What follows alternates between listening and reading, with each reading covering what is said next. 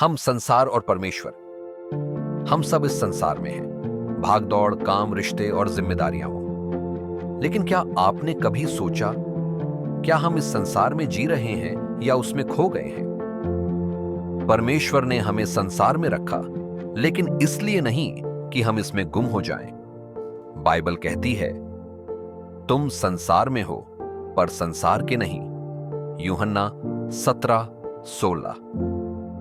इसका मतलब है अपने जीवन को उद्देश्य के साथ जीना, लेकिन अपनी आत्मा को संसार की भीड़ में गुम न होने देना।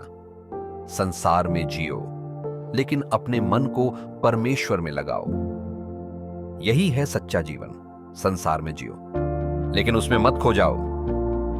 और ऐसे और वीडियो के लिए चैनल सब्सक्राइब करें।